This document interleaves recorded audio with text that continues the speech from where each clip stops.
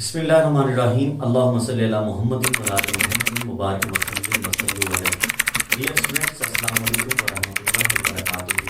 उम्मीद करता हूँ आप खुशबाश होंगे, ठीक ठाक होंगे और अल्लाह से दुआ करता हूँ आपको और हम सबको दुनिया और आखिरत की हर इम्तिहान में कामयाबी और कामरानी अता फरमाए। डियर स्टूडेंट, जैसा कि आप जानते हैं कि हमने अकाउंटिंग का चैप्टर आई कॉम पार्ट 1 की जो अकाउंटिंग है उसका चैप्टर जनरल उसकी सीरीज चलाई हुई है और आज हम क्वेश्चन नंबर 5 आपके सामने सॉल्व करेंगे। बुक है अजीम एकेडमी, राइटर सुहेल अफजल। उसकी बुक से आई कॉम पार्ट 1 का क्वेश्चन नंबर 5 अकाउंटिंग का चैप्टर है जनरल का क्वेश्चन नंबर 5 आपके सामने सॉल्व करेंगे। अगर किसी स्टूडेंट को किसी किस्म का कोई सवाल हो तो वो कमेंट सेक्शन में जाकर पूछ सकता है और मैं पूरी कोशिश करता हूं कि आपके तमाम सवाल के जवाब भी दे सकूं। वीडियो के आगे बढ़ने से पहले आपसे रिक्वेस्ट करता हूं कि अगर चैनल को सब्सक्राइब नहीं किया तो चैनल को अभी सब्सक्राइब कर लीजिए और बेल आइकन का बटन प्रेस करना मत भूलिएगा ताकि हर नई आने वाली वीडियो का नोटिफिकेशन भी आपको मिलता रहे। तो जनरल का क्वेश्चन नंबर 5 हम सॉल्व करते हैं। सबसे पहले Umar started business with capital of ₹74,000। Umar ने 74,000 रुपए से बिजनेस शुरू किया। अब यह सबसे पहले हम उमर जर्नल लिखेंगे। इसका जो टाइटल होगा वो उमर जर्नल यानी कि उमर का रोजनामचा, ये इसका टाइटल होगा। डेट में हम सबसे पहले ऊपर ईयर लिखेंगे 2015, ये 2015। जुलाई 1 को वो बिजनेस को शुरू कर रहा है 74,000 रुपए कैपिटल के साथ। यहां पे हम लिखेंगे जुलाई 1। Started business with cash. Her question की पहली एंट्री सिंपल है, कैश आ रहा है, कैश डेबिट होगा और कैपिटल क्रेडिट होगा। तो यहां पे हम कैश अकाउंट को डेबिट करेंगे और कैपिटल अकाउंट जो है वो क्रेडिट होगा। अमाउंट है 74,000 डेबिट और 74,000 क्रेडिट। नीचे नरेशन आ जाएगी, स्टार्ट बिजनेस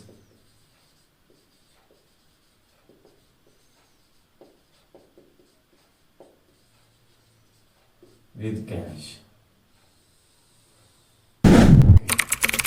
अब सेकंड एंट्री वो कह रहा है जुलाई 2, purchase goods for 14,000 on credit from Amjad.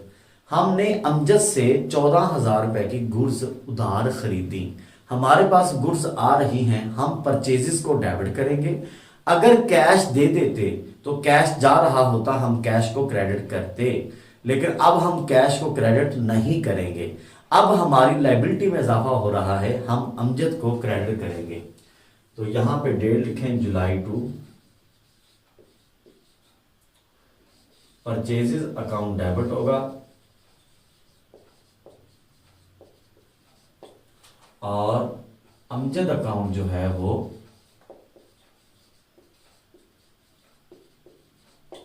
Credit हो जाएगा। कितने से?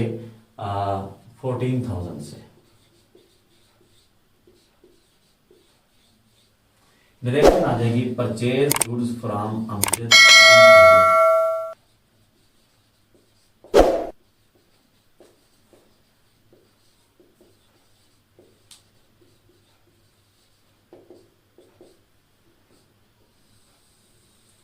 स्टूडेंट, जब भी आप क्वेश्चन समझा करें तो पूरी वीडियो को दिल जमी के साथ देखें ताकि कोई ऐसा कंसेप्ट आपसे रह ना जाए, क्योंकि हम जस्ट क्वेश्चन नहीं करवाते बल्कि उसके अंदर क्वेश्चन करवाने के साथ साथ एक्स्ट्रा कंसेप्ट भी देते हैं।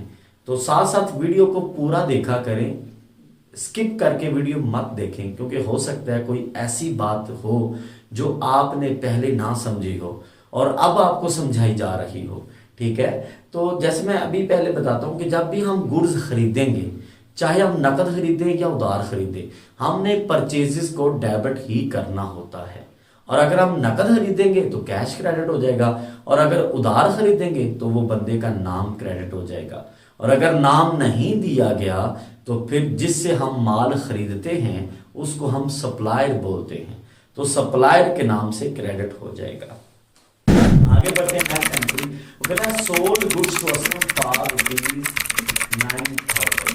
हमने असलम को 9,000 रुपए की गुड्स बेची, तो गुड्स जा रही हैं, सेल्स क्रेडिट होगा। मैंने पहले भी आपको बताता रहता हूं कि सेल कभी भी डेबिट नहीं होता, सेल्स हमेशा क्रेडिट होता है।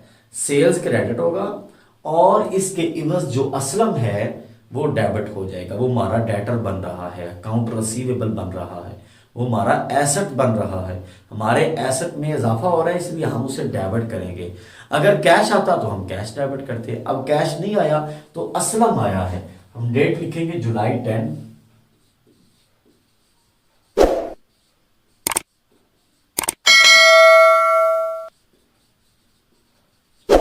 असलम अकाउंट डेबिट होगा और साथ जो है सेल्स अकाउंट क्रेडिट हो जाएगा।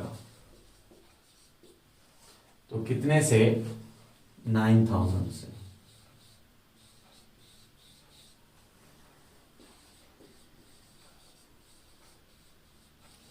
Sold goods to Aslam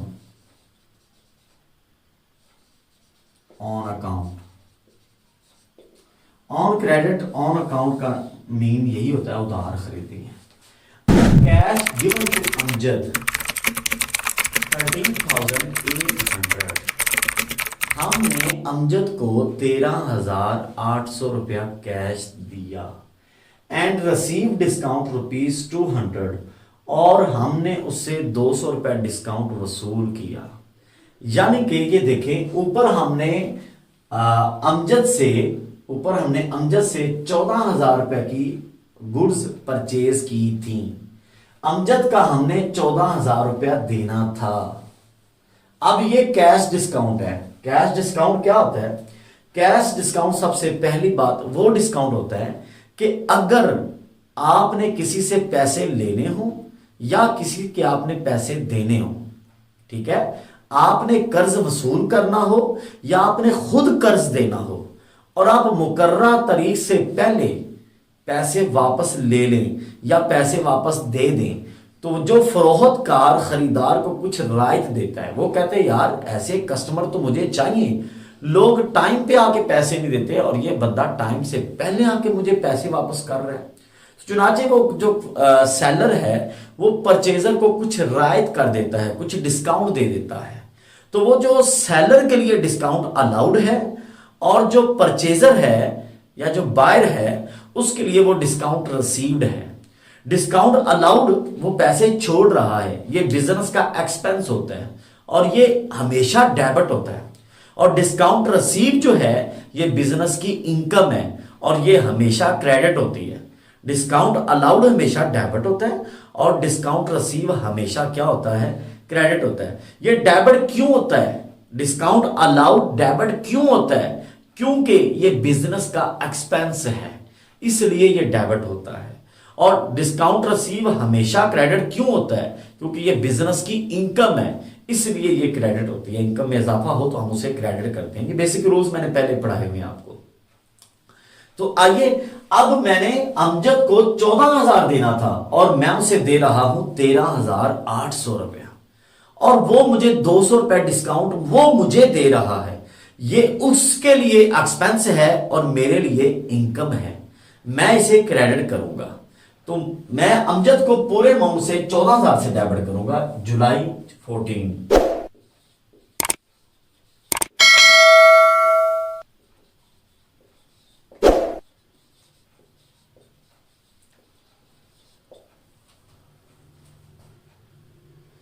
Amjad account पूरे 14,000 से डेबिट होगा और कैश मुझसे जा रहा है 13,800 रुपया। कैश 13,800 से क्रेडिट। अब डेबिट का वैसे भी रूल है कि डेबिट और क्रेडिट जो है, इसका जनरल का रूल है कि डेबिट और क्रेडिट सेम होना चाहिए, बैलेंस इक्वल होना चाहिए। अब ये 14,000 है, ये 13,800 है। ये कैश में दे रहा हूं 13,800 रुपया। तो मुझे डिस्काउंट कितना मिल रहा है? डिस्काउंट रिसीव कितना हो रहा है? 200 रुपया। अब यहां पर बच्चे सबसे बड़ी गलती पता क्या करते हैं? वो कहते हैं सर जी जो शे आए वो डेबिट होती है, जो जाए वो क्रेडिट है, ये डिस्काउंट हमारे पास आ रहा। और भाई डिस्काउंट आ नहीं रहा, डिस्काउंट आपके पास नहीं आ रहा। डिस्काउंट कोई चीज थोड़ी है जो आपके पास आ रहा है। डिस्काउंट मेरा बेटा आपके पास नहीं आ रहा। बल्कि क्या है, आपकी इनकम में इजाफा हो रहा है। वो पैसे आपको छोड़े जा रहे हैं, ठीक है, आपको दिए नहीं जा रहे, आपको छोड़े जा रहे हैं, तो वो आपकी इनकम होगी। तो डिस्काउंट रिसीव हमेशा क्रेडिट होता है। डिस्काउंट रिसीव्ड अकाउंट 200 रुपया। अब इसकी दोनों साइड जो है वो बराबर है, इधर भी 14,000 है और इधर भी दोनों को प्लस करें तो 14,000 ही बनता है। मैं दोबारा रिपीट करता हूं कि अमजद के हमने 14,000 रुपया देने थे, हमने दिए 13,800 रुपया, तो 200 रुपया हमें डिस्काउंट मिल गया। वो डिस्काउंट रिसीव है, वो हमारी इनकम है, इसलिए वो क्रेडिट होगा। और वैसे अगर सादा सा जुगाड़ लगाना है तो जुगाड़ आप ये भी लगा सकते हैं कि जिधर कैश आएगा उधर डिस्काउंट आएगा। अगर कैश क्रेडिट है तो साथ डिस्काउंट रिसीव क्रेडिट कर दें, अगर कैश आ रहा है आपके पास डेबिट है तो साथ डिस्काउंट अलाउड आप डेबिट कर दें। तो अब यहां पर एंट्री ये बनेगी, पेड कैश टू अमजद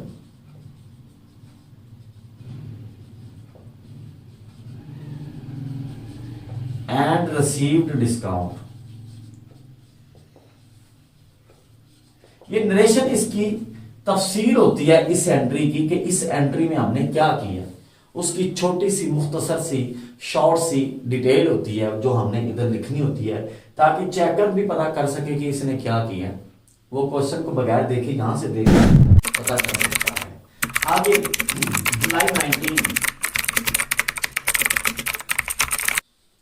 जुलाई 19 को क्या हुआ, रिसीव्ड कैश फ्रॉम असलम 8,800।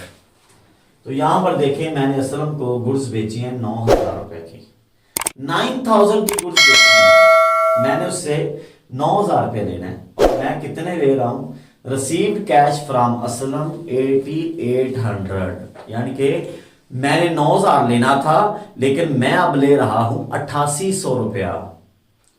तो in full settlement of account, और मैंने उसका सारा खाता क्लोज कर दिया, क्लियर कर दिया, जितने पैसे उससे लेने थे सारे खत्म कर दिए। तो मैंने तो लेने थे 9,000 रुपया और मेरे पास कैश आ रहा है 8,800, तो जो 200 वो किधर गया, वो मैं उसे डिस्काउंट दे रहा हूं, वो मैं उसे पैसे छोड़ रहा हूं। तो अब मेरे पास कैश आ रहा है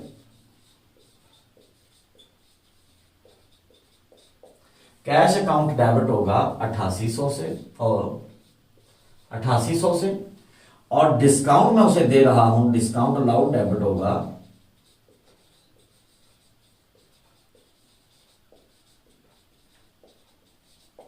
वो डेबिट होगा 200 रुपए से, और असलम क्रेडिट होगा पूरे 9,000 से। यानी कि मैं यही कंसीडर करूंगा कि असलम ने मुझे 9,000 रुपया दे दिया है। तो यहां पे हम लिख सकते हैं cash received from Aslam and allowed discount.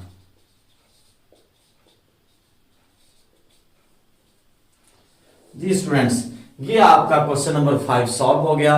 आइए इस क्वेश्चन को सरसरी सी निगाह से रिपीट कर लें, ताकि जो बच्चे जिन्होंने थोड़ी सी वीडियो स्किप भी की उनका भी मसला क्लियर हो जाएगा। वैसे वीडियो स्किप करना आपके लिए बहुत मतलब जो है ना, कई कंसेप्ट आपके रह सकते हैं।